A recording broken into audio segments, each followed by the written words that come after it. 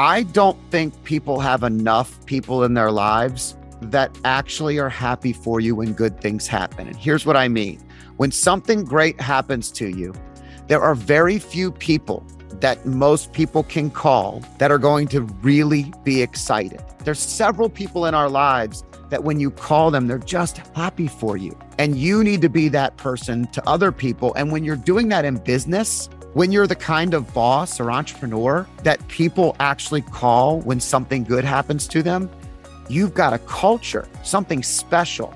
And so I just believe that this is one of those powerful relationship things that can develop somebody in life at a much, much higher level, a higher frequency, if you will, when you start to pay attention to that stuff.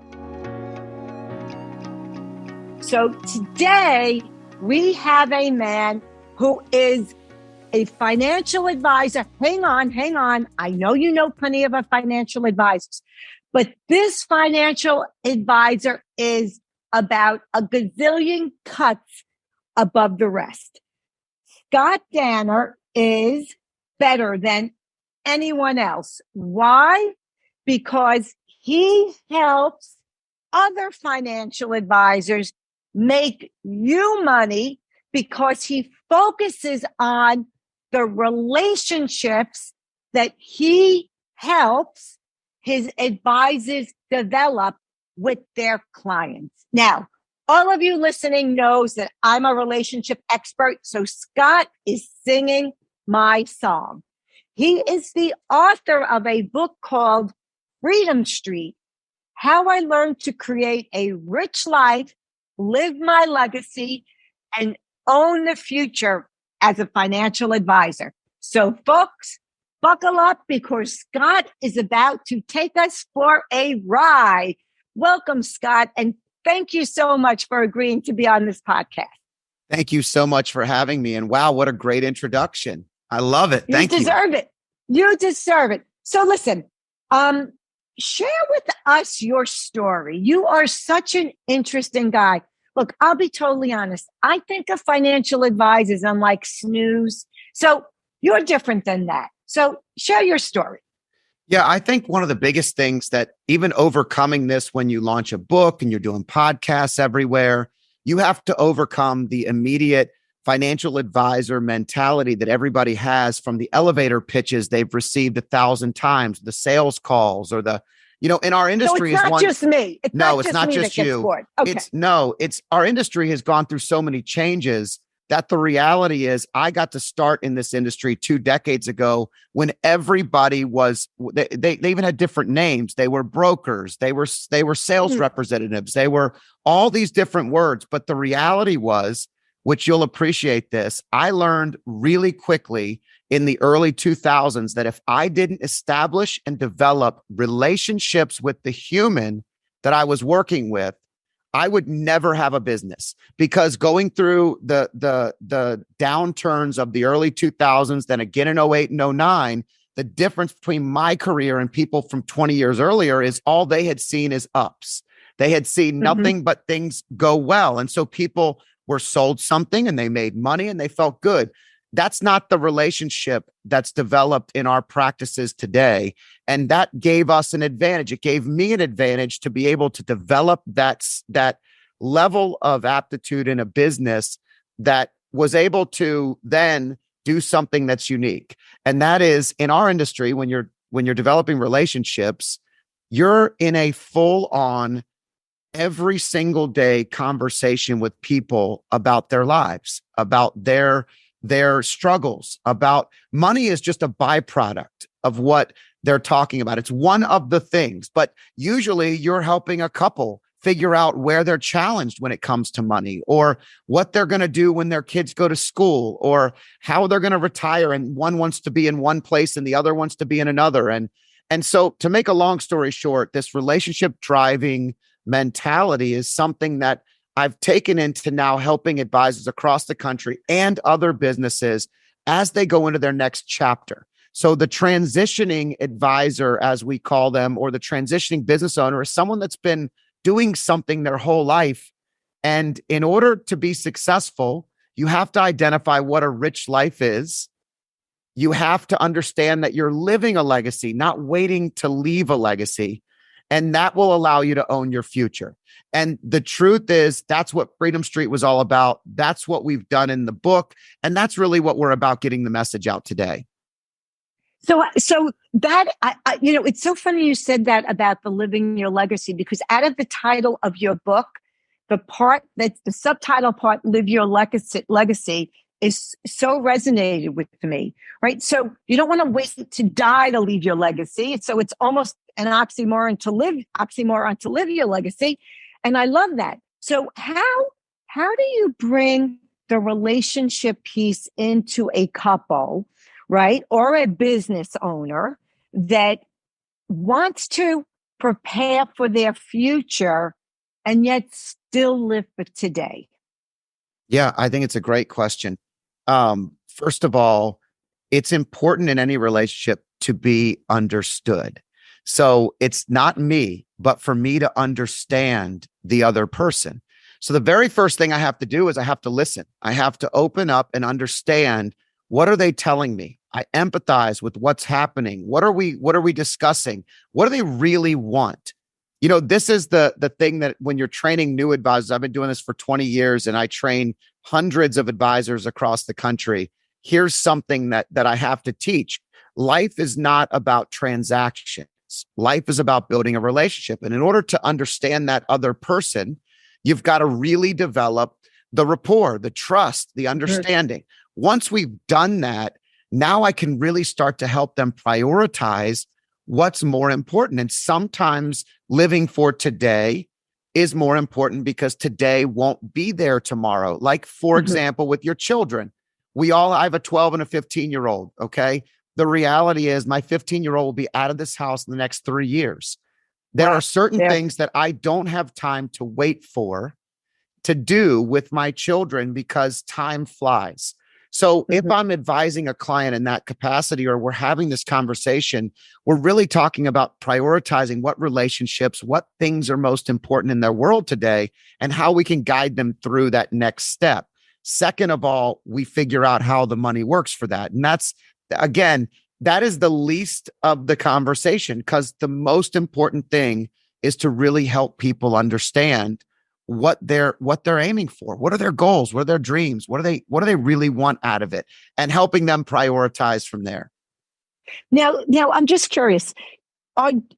Do most of your clients, are they people that are not in a relationship, or are you basically mostly dealing with couples for the financial? I would say it's probably, for the most part, couples. And then there's probably about 20 or 30% that aren't couples.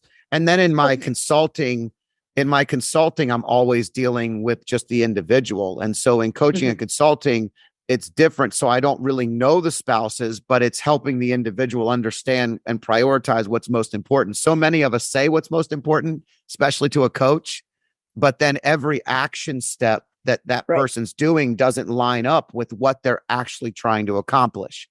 And so those are some of the things that, obviously are important. But spouses, a lot of times, are obviously tend to be successful, especially financially successful. Not having each other can sometimes be a benefit financially. So in terms of what you said earlier about the individual and your coaching consulting business, there's an expression. This is a little old school. I probably have to update it. My kids would cringe if they heard me say it. But show me your checkbook. Some people still have a checkbook. Show me your checkbook and show me your calendar, and I'll show you your priorities. That's right? Where you put your time and where you put your money is evidence of your priorities. Now, at times, we all know, so we have to spotlight or focus on something that maybe isn't our life priority, but it's a priority at that specific moment in time. And that's okay. But if you say that you prioritize your family and you look at your calendar and you spend less than, pick the number, 2 hours a week with them, even if you're giving them money, you need to reevaluate that, right? Yeah. I think it's hard. And I talk about this in the book, because life-work balance, it to me always comes down to self-awareness, because we all understand that if you're really trying to accomplish something, you're going to become imbalanced at times.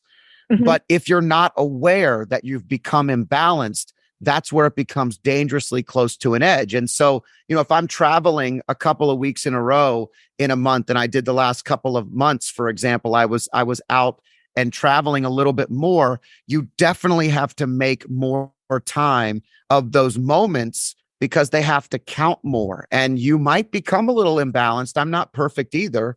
So, just because I write about it doesn't mean I don't have to also check myself and make myself aware. But the truth is, you're exactly right. That life work balance, when we're talking about trying to find that imbalance, is looking at the calendar, looking about where we're spending our time.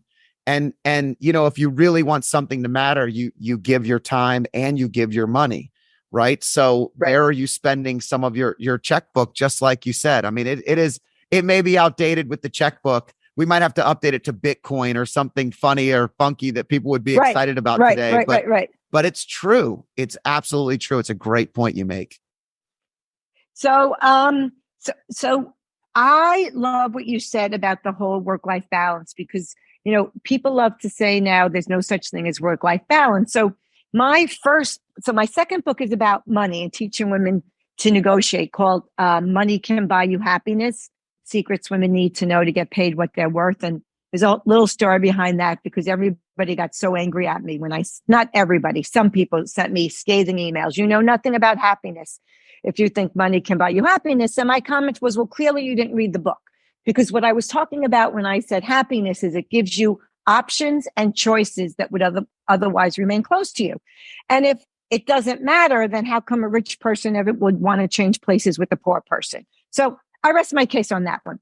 But my first book focuses on helping entrepreneurial couples be successful in their personal life and their marriage and their family life and their business. Because I feel that there's a false choice out there that you have to choose between happiness personally or professionally, especially for women. And when we talk about work-life balance, what I like to say, and I'd like to know how you feel about this, is it's balance throughout your life. It is your lifetime. It's not a specific moment. There might be decades where you are really grinding professionally. Let's say you're going to medical school, right? Everything is out of whack. Your focus is completely on becoming a physician. Like, it is your heart and soul. It's the only way you can get through it. And you might have a spouse that supports you through that. And then you have children, right? And then things might shift. So I think we make a mistake when people count the hours as a way of demonstrating their balance in life. So how do you see that play out with couples when it comes to their time and their money? What kind of advice would you give people to help them not even feel balanced about it, but in sync with each other if some of their values are different? Yeah, I mean, I think great marriages are often made with people that are very different. My wife and I are very different. She is a wonderful teacher. She has a schedule every day that's the same. She can eat the same thing and be fine with it. She can work out to the same video and do the same. I mean, and it is unbelievable how successful she is. She also loves being home more than just about anything. And what do I love to do? I love to travel. I love to be gone. I love to be busy. I love high energy.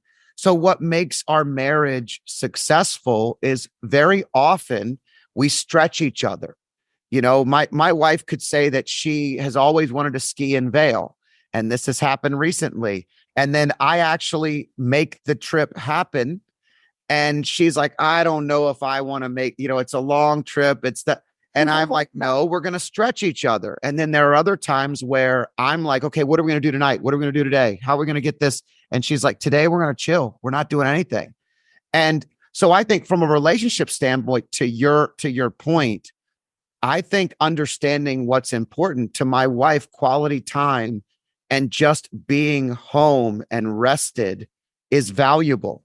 To me, high energy, being active, being around other people, I draw a lot of energy from that. And so if she and I don't acknowledge what's important to each other, Money doesn't have anything to do with any of that stuff. But the part about money that I find interesting is there have been times where I get a little imbalanced in, when you're writing a book, running a company, launching the book, and you're still being a father, being a husband, Right. taking care of the dog. Your moms do this all the time, no different. Sometimes life gets imbalanced.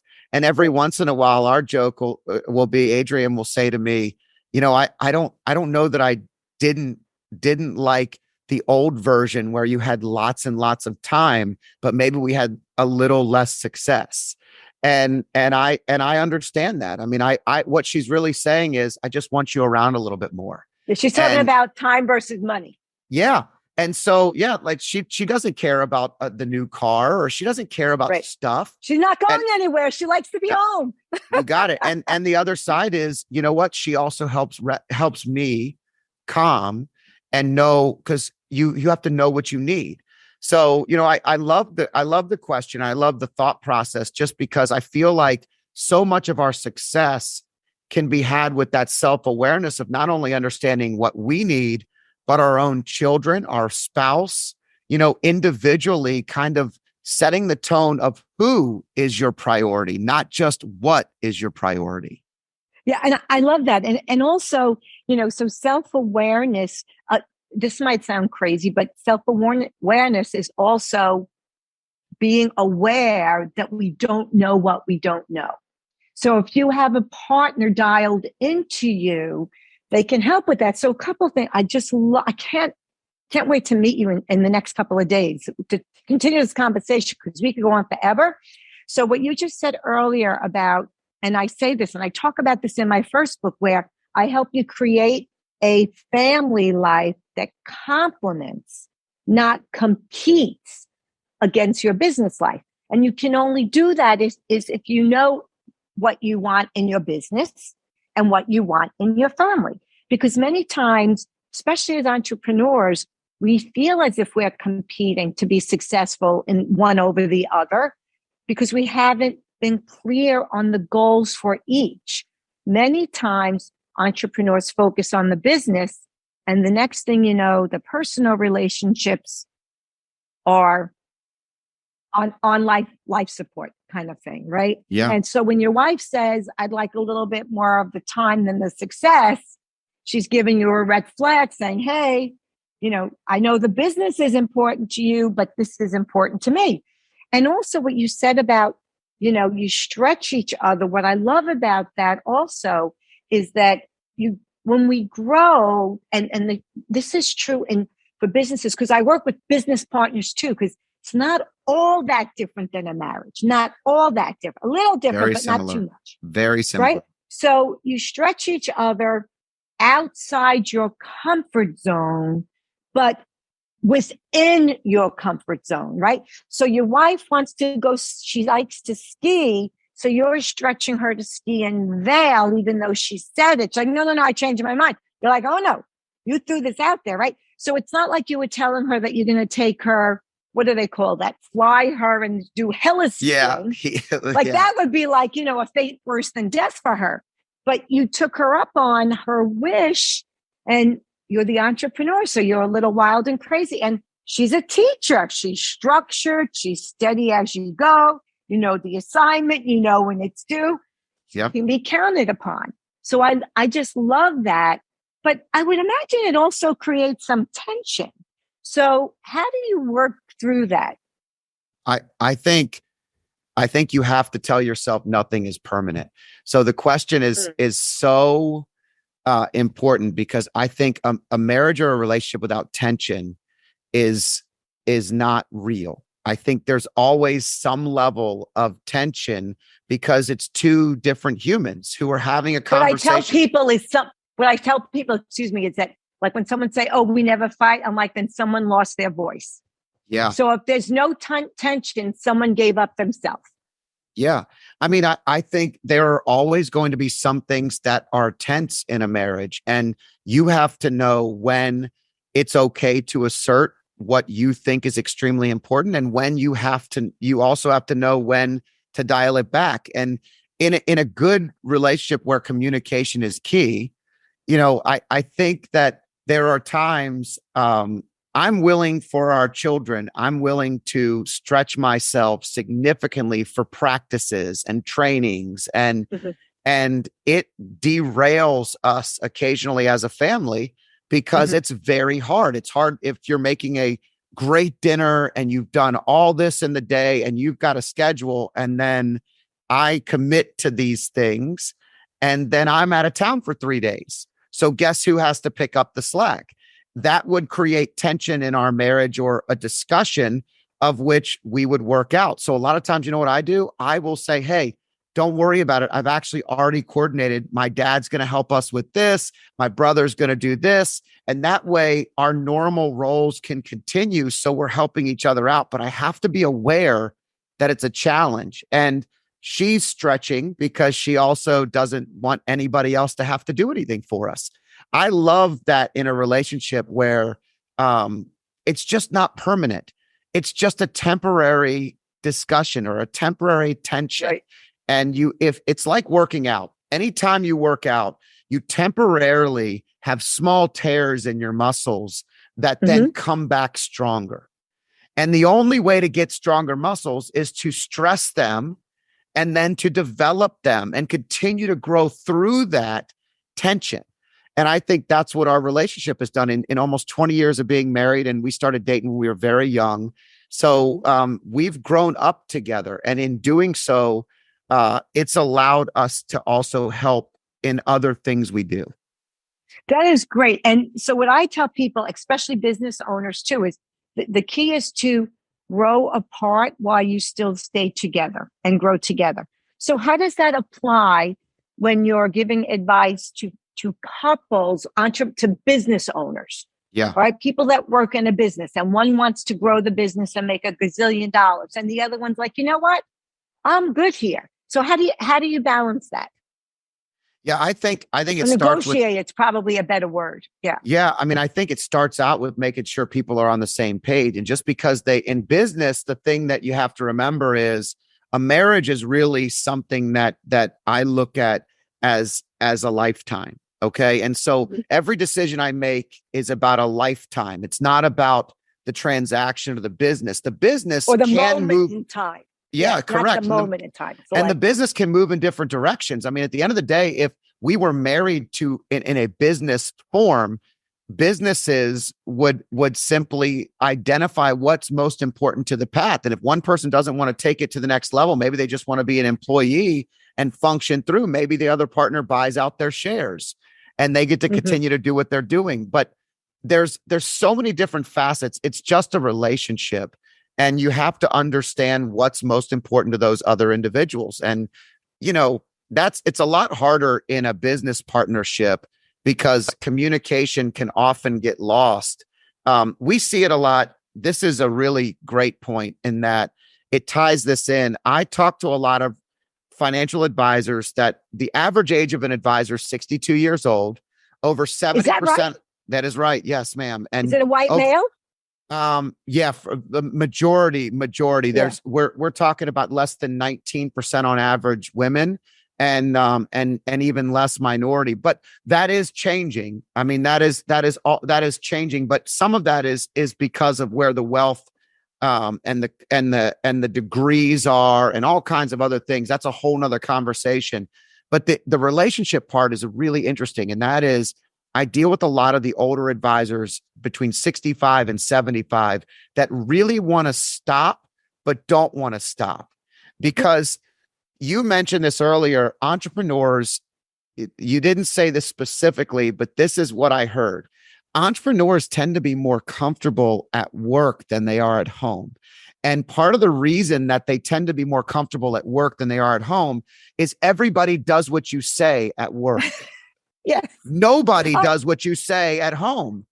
And so, in fact, you are completely mitigated and you are just another voice, an equal voice. No matter how good you are at something, it doesn't make a difference because you are just dad or just spouse or partner. And so here's the thing, going back to these 65 to 75-year-old, somewhat retiring or stepping down advisors, I can't tell you how many times I've said to them as they are challenged with this of whether or not they stop, whether or not they leave. I say, what does your spouse want you to do? What does your partner want you to do? And usually it's their wife because they are predominantly men. So what does your wife want you to do? And I had one conversation where a gentleman told me he's in his 70s, later 70s, and he goes, I've never really asked my family and my wife what they want to do. And I said, Oh my. what a great starting point.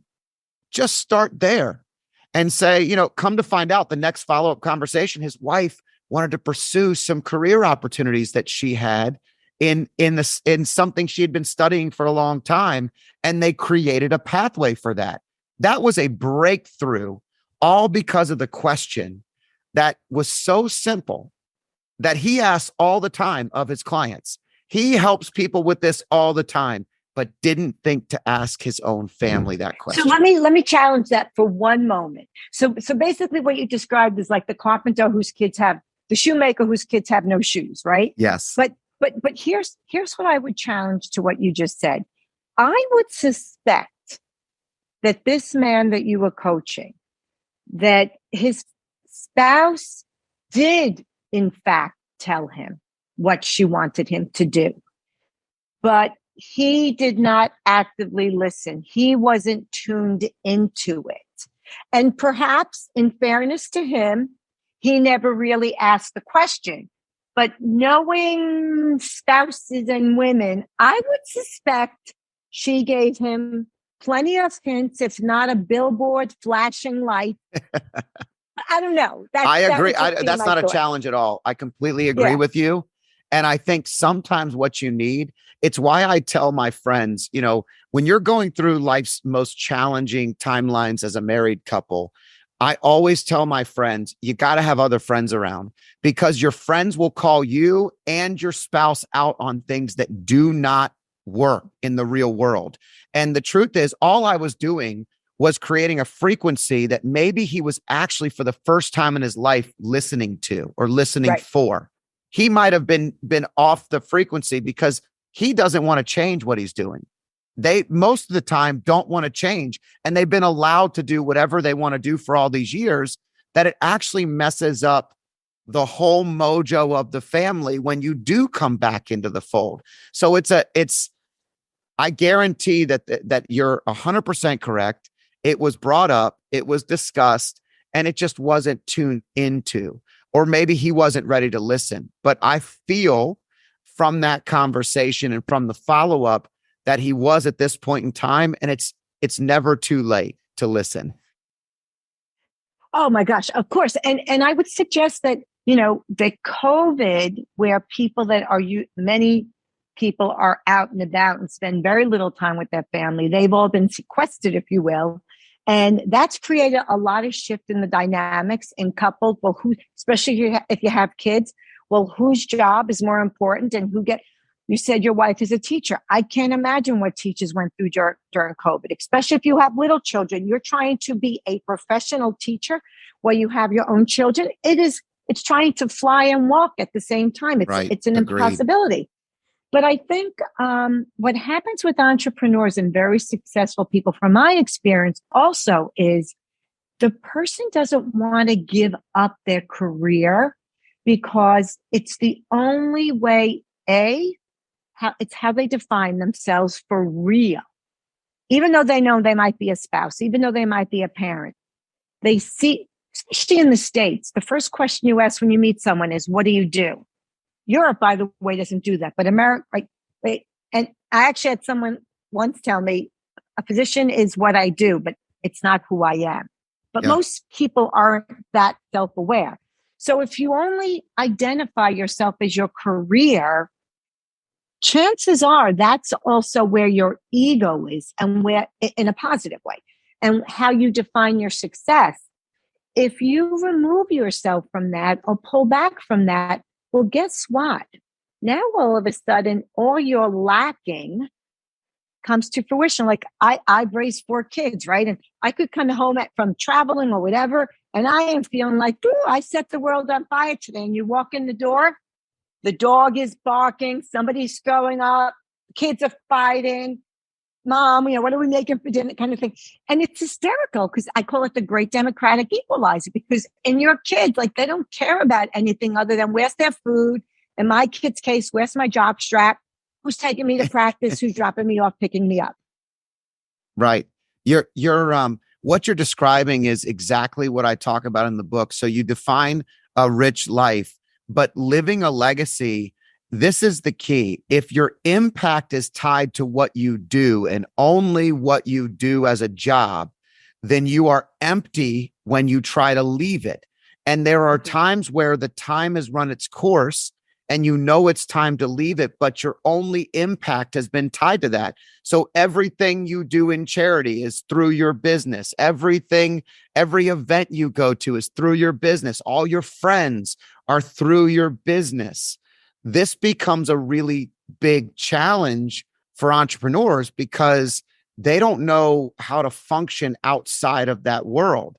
And, I also bring this up, and this is the key. I've had the pleasure and honor of doing a eulogy for all four of my grandparents. And unfortunately, they're all gone now, but I got to be the one. I was chosen to do the eulogy for all of my grandparents.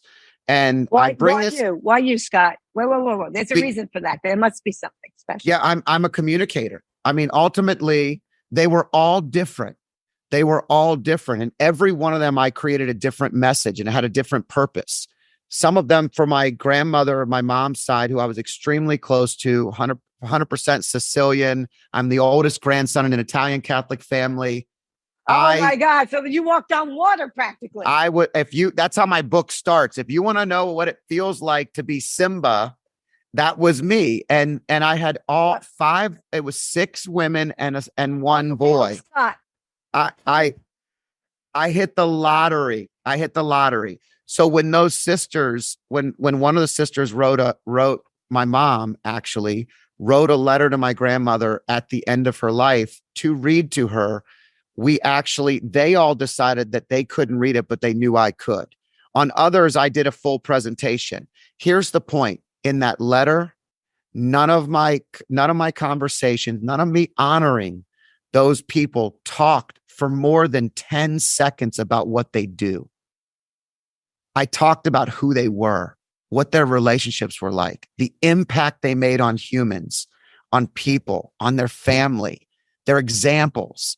When you're gone, all of that stuff is meaningless. It's not all for nothing. I'm not diminishing that. I'm just saying that with that perspective, you can often balance getting too overweighted and overbalanced in the wrong area.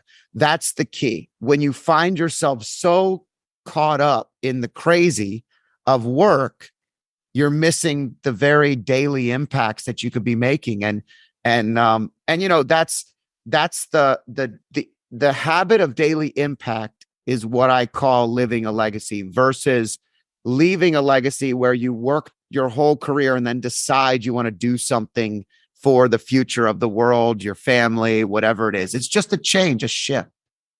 Right. And it's interesting because look, as a career woman her whole life, right, with 4 kids, I mean, my work was always important to me, but I shifted my work and prioritized it differently based upon the ages of my children. Like, I would not travel when my kids were little because it was just my thing. My husband was traveling a lot. Somebody needed to be home, and I gladly was the one that wanted to be home, right? Although that doesn't mean that I wanted to be with them every waking minute of every day. I mean, let's be honest. But it's interesting because as such a independent woman and a business owner, as I've gotten older, I realize how important the grandmother role is in society and in life. Like, you said you're Italian Catholic, right? So the grandmother is, on Sundays doing the family dinner, making sauce. You guys call it gravy, right? And there's a lot to be said for that cohesiveness. And you can't put a price tag on that, right? It's the most important and I feel part. like we've lost it. And perhaps one of the silver linings, and I believe there are many silver linings to COVID, is that people are reprioritizing and reevaluating how they want to live their life, where they want to live their life, and what that will look like. So I have a question for you. You talk about good friends, good bourbon, and an epiphany story. Pray tell. I think that sometimes you know, in our lives we get so busy that careers have taken off. I'm in my 40s now. This was my 40th birthday that I used this story. My wife. By the way, when did you lose your hair, though? When did you lose your hair? Early. For those that are Early. listening, Scott is totally Yeah, bald. I'm completely Early. bald. My nephew, who was visiting just this week, I have two nephews that were out of town that came in to visit because they hadn't been in since Christmas. We got in the car yesterday, and my 6-year-old nephew goes, "Uncle Scott's bald. Why are you bald?" That was the first thing that he asked me when we got in the car. And I said, "Well, God made me this way. I can't change it." So I actually started embracing the bald really, really early. As soon as it started thinning, I was shaving the head. Okay, so we'll call you, but you'll Brenna from now on. Yeah, that's right. So good bourbon and good friends and an epiphany was really at my 40th birthday. My wife just knocked it out of the park, and I don't care too much about regular birthdays, but decades have always been important to me. I just feel like it's a turning point in life, and it's a good way to refocus. And she did a surprise birthday party for me, and then at the party she gave me a video that had all of my friends, like really close friends from different parts of my life, that were going to meet me in Louisville to do bourbon tasting over a long weekend. And this is the power of your spouse. She got them to say yes to something I couldn't do in 1,000 years. There's no way. My one buddy runs a pizza place. Like, he never misses a day. He was there. And she worked with the wives and the spouses, and my brother was there, and I have a much younger brother, and he came, and my best friends from this part of my life and my best friends from college. It was 9 or 10 of us in a bed and breakfast in Louisville. And here's the key. The bourbon was good. The trip was fun. The best part was we sat around and caught up and had adult conversations, and I realized how much I was missing my friends. And I don't just mean, I prioritize my family. I prioritize my career, my extended family, my sister, my brother, and my parents. Sometimes there's just not a lot to give left over. And you have friends that you're really close to in the cycle that you are in your life, but you miss parts of your life. We've laughed so hard that weekend. And then I got to listen to my buddy, who's a Navy SEAL and an unbelievable human, talk about the mindset program with the Navy that he had helped develop. And I didn't even know that. We'd hung out for years, and I didn't know that he was a part of that. And we all started talking about meditation and how each of these guys who never would have mentioned this stuff 20 years ago, right, were talking about it. And so the epiphany was just that, it was important to reprioritize on a regular basis. Every year I actually write down a list of names of people that I want to spend more time with this year. People that have impacted me, people that I find to be interesting, that I want to learn from, maybe just people that I love and I'm not giving enough love to them. I do that every year because it's something that I feel can get lost in the mix. And man, I haven't laughed that hard in a long time. So the epiphany was it was really nice to actually look backwards and forward at the same time without our partners. It was just separate and different. And my wife was the reason I had it. And I'm very, very grateful. I don't know that I'll get that yet while our kids are all at the stages they are. Right. But for that to come together, she was a miracle worker. That is amazing, because there's nothing like old friends that knew you when, like back in the day. And I grew up in Brooklyn, right? So we grew up on a block. You played street ball, you played Corcalivio, you played triangle, stickball, depending upon which block you were on. Yeah. You called it something different. And, we couldn't wait to get the hell out of there. Now, of course, you can't afford to live there, but that's a different conversation. But there's something about those friendships where nobody had anything financially, but we all had everything. We had everything we needed. I can remember when, I'm going to date myself. I can remember when the American hockey team, I think it was, no, I don't remember the year, beat the Russian. Yep. I Right. think it And was I'm not 1980. I think it was I thought 1980. I was going to say 1980. I think it was 1980. And I can remember like being at a block party or something. And you would have thought it was the end of World War II. Like everyone, it was an amazing sense of family and community and patriotism that you don't get in the suburbs. You don't get, Yeah. when we're all so isolated. And I feel as if we are also in our heads and in our lives that, like, growing up, everybody knew where you might not have known where your kid was, but you knew everybody was okay. You were at somebody's house doing something. The mother would yell at you just like she'd yell at the other kid. Like, nobody was calling anybody's parents saying you hurt my kid's feelings. Yeah. And I feel and tell me how you feel about this from a communication perspective. I feel that the more we are connected with social media, the more disconnected we've become from each other. And tell me how you feel about that and how you work that into your work. I completely agree. I think that there's real world and there's fake world. And the truth, I call Facebook fake. Yeah. And so now let me start. I always like to start with the positive. What I love about it is I do get to see my buddy that lives in Louisiana's 3 kids growing up. I know that they just went skating the other day, and I only know that because and I watched his daughter skate, and all I could think about is it looks like him skating. Like, this was hilarious. And so that made me feel good to be able to see that and be a part of it without actually being there. But here's the challenge. You don't get the real connection. Even our children, like, through the Xbox and through all the FaceTime and social media, most of them don't even spend the time one-on-one. I think every weekend through high school, my buddy Josh and I spent the night at one of each other's houses. We talked about girls. We talked about music. We talked about, everything that you can think of. And my favorite thing that you said, old friends are special. My favorite thing that you don't get back is when you grow and you're a constant grower, especially an entrepreneur, and you run at a fast pace.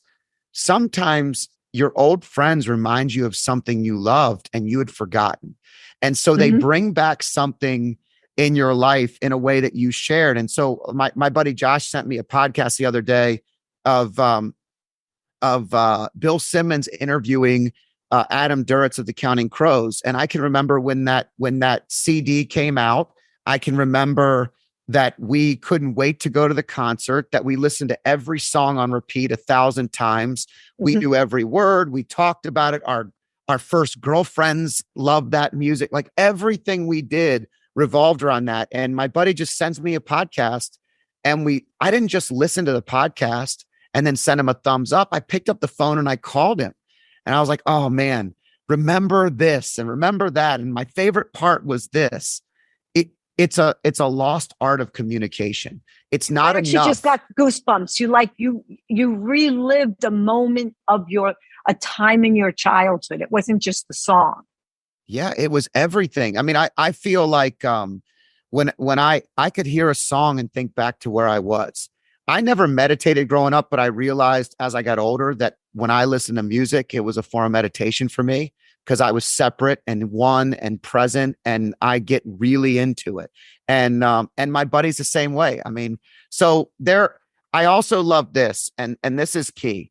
I don't think people have enough people in their lives, or maybe they're not paying attention enough to those that actually are happy for you when good things happen. And here's what I mean. When something great happens to you, there are very few people that most people can call that are going to really be excited. So you get tickets to see your favorite team. Okay. And your favorite team for me, it's the Dallas Cowboys. And I was going out to the playoffs game. Me too. All right, How awesome. could that be? Where are you from, Scott? I'm in Virginia. I'm in Virginia, but my dad's been a fan of the Cowboys since 1965 because that's all he could watch on TV back then. Roger And so he could, Staubach. yep, that's it. Yeah.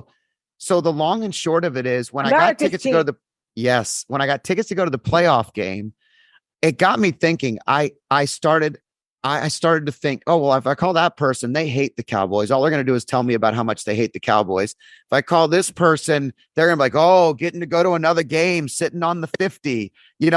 People respond in different ways. Well, I picked up the phone and called one of my best friends, same guy I'm talking about. And he was like, he's a Niners fan. They ended up winning. The whole game, we're texting each other. It was just absolutely great. My brother, there's several people in our lives that when you call them, they're just happy for you. And you need to be that person to other people. And when you're doing that in business, when you're the kind of boss or entrepreneur that people actually call when something good happens to them, you've got a culture, something special. And so I just believe that this is one of those powerful relationship things that can develop somebody in life at a much, much higher level, a higher frequency, if you will, when you start to pay attention to that stuff. Well, I think what you're talking about is, and I'll just give a full disclosure here. So I grew up in a New York Giant family. My brothers and my brother-in-law, they're all season ticket holders. And for the most part, they're struggling to pay these bills, but it's important to them. And then I met my husband and he's a Dallas Cowboy fan. And so I went, as I love to say, I went to the dark side.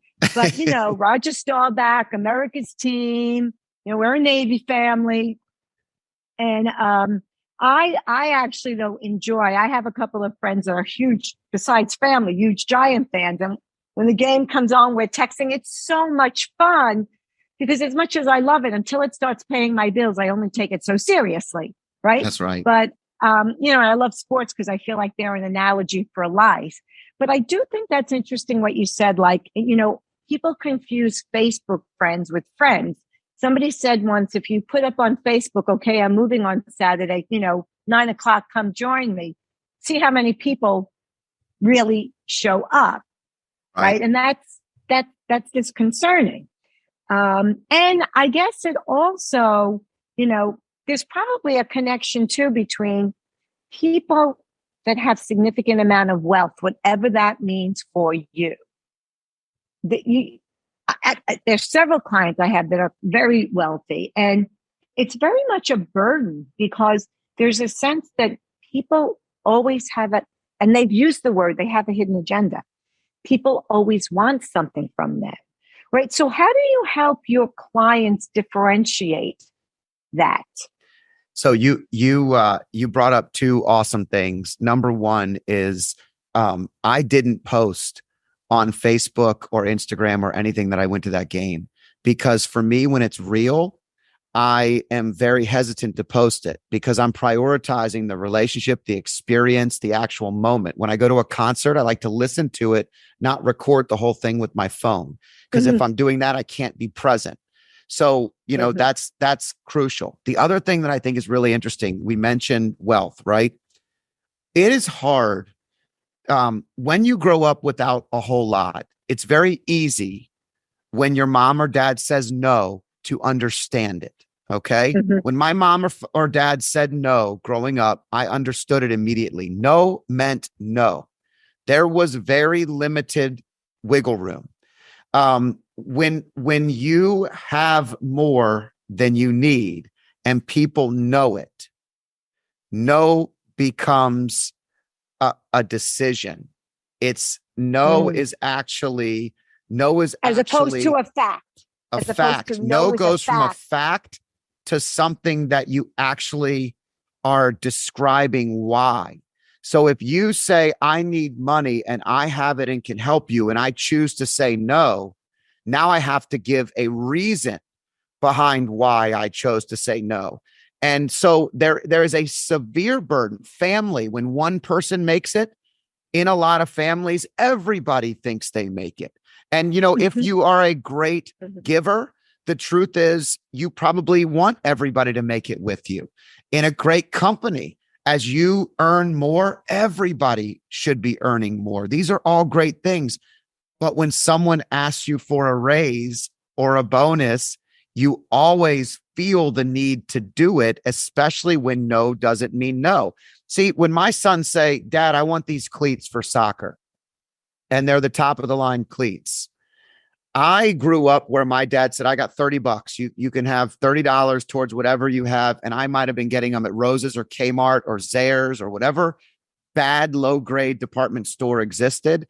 And they might have been football cleats that actually worked for soccer. They were what they were. When I say to my kids, they go, why, Dad? Why? I mean, I've often made them cover a percentage, and I've taught them over the years. The reason is just because I want them to actually have some level of ownership on it. But I have to create all these caveats because there's always a why. It's not just because I said so, which was so easy when you grow up without a whole lot.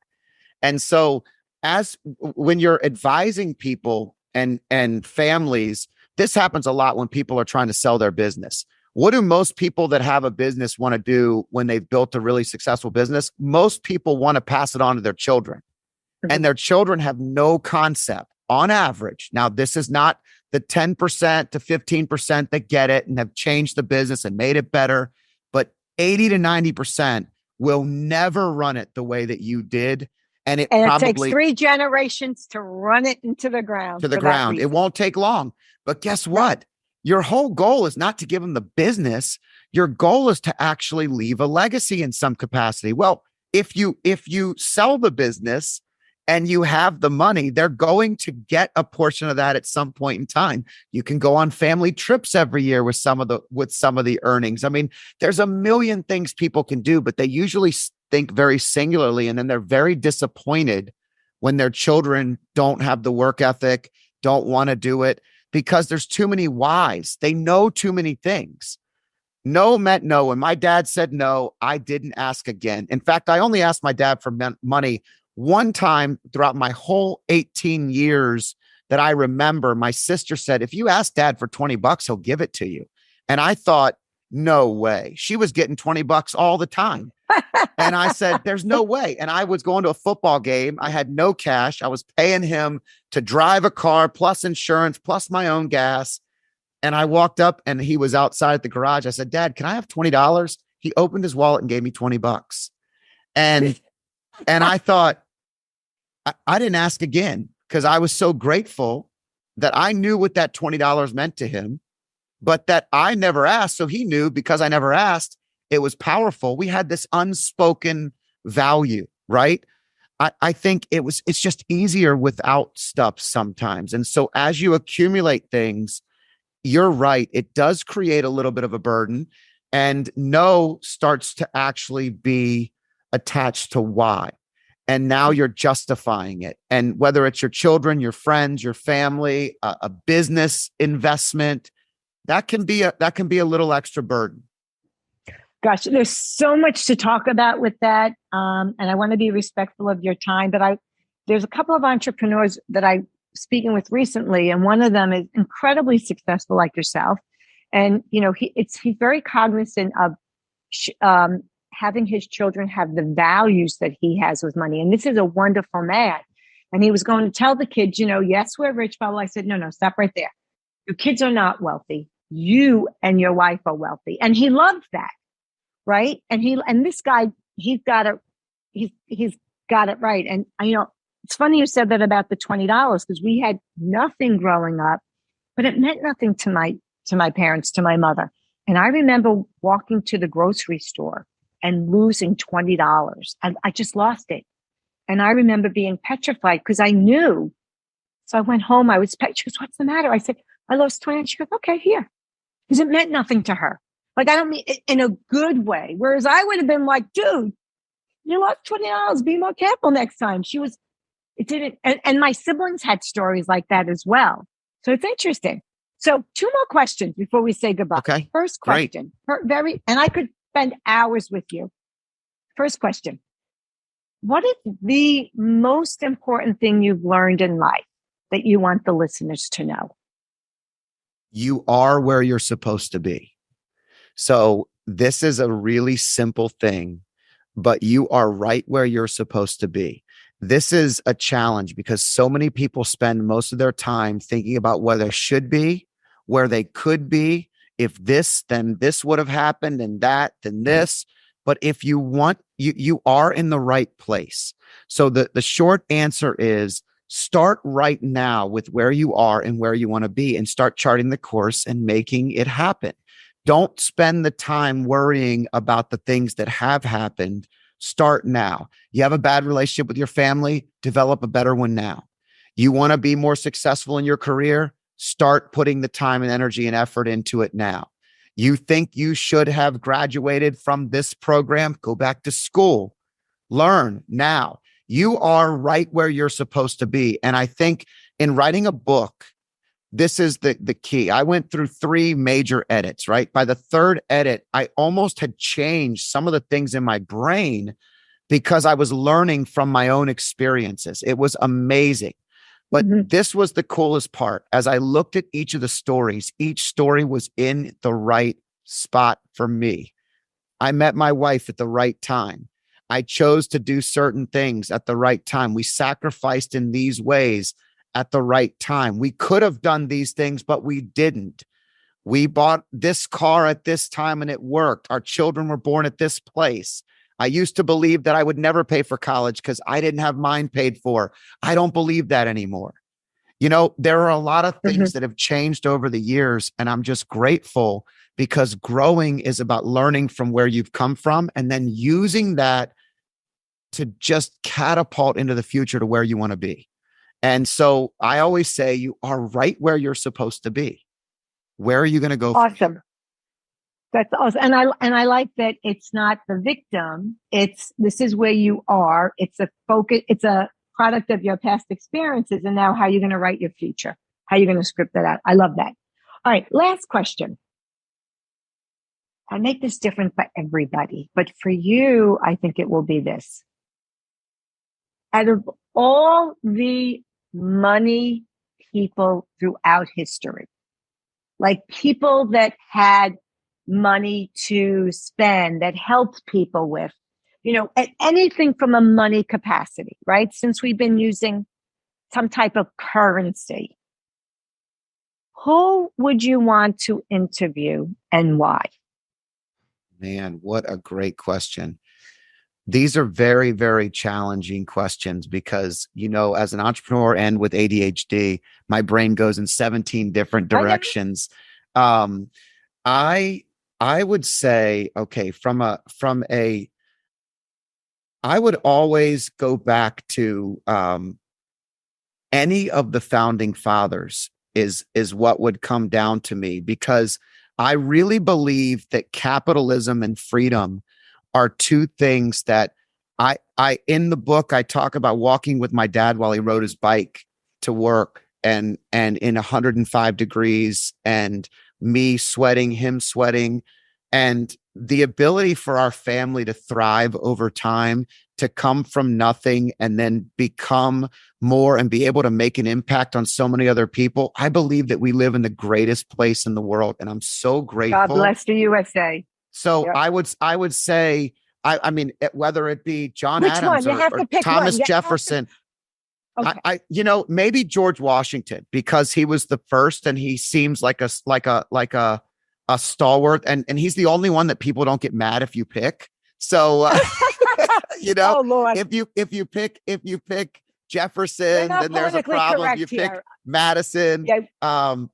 I would say I would probably start with the first president. I would start with George Washington, who was there right in the beginning. I just think freedom. Freedom Street is the name of my book. Freedom Street Partners is the name of my company. I believe everything we have is because some really smart people got together and devised up a plan that actually worked for people like us, entrepreneur-minded individuals who believe that anything is possible. And if you do good things with that mentality, you keep it going. You develop the next generation. You give back to the people that helped you get there. You love your family, and you're grateful that freedom isn't free. you realize that it's not free. And so it really has nothing to do with money at all, because I think if you're not in the right economy and you're not in the right world and you're not in the right government, money means nothing, but freedom means everything. And that's my feeling. I love that. And either it was Franklin or Thomas Jefferson that said, we have a republic now if we can keep it. Right. And I always say, if I wasn't born as a woman, don't forget there's that factor. And I travel the world. I've been to Saudi Arabia. I've been to these countries. Any other country in the world, I would be in someone's basement doing their clothes, folding their laundry. Not that there's anything wrong with that, but only in this country can you have the opportunity. This is I'll end it for you here. This is my favorite founding fathers quote. And it's attributed to the founding fathers. They think John Adams may have been the one that said it, but he said, "We are soldiers so our children can be teachers, so their children can be artists." And guess what almost always happens to the children of artists? They have to become soldiers again, because you get further and you get closer and closer to beauty and art and feeling that you eventually have to fight for it all over again. And artists often aren't known for making a ton of money. So the starving artist, their children are soldiers to have more and to be more, and often then end up helping the next generation. I love that pathway, though, because in order to be a teacher, you have to not be concerned about the amount you're making. You have to be concerned about the impact you're making. And that's a beautiful thing. I personally want my children to be whatever they want: soldiers, teachers, artists. But I love that was the mindset we were working with when we founded this country, and we started with what we're doing today. And, what a great conversation today. It was awesome. Oh, thank you. I just love what you just said. And I think Americans don't know and don't understand enough about the history. And it is, when you go back and you look at what the founding fathers did, and their whole concept was to uplift and freedom of religion, of everything. It is an amazing, amazing country. And they say, nobody's lifted people out of poverty like capitalism. And I'm not a money person. And even I know that. Right. And I think, this is incredible. Thank you so much, Scott. Where can people find out more about you? Thank you for asking.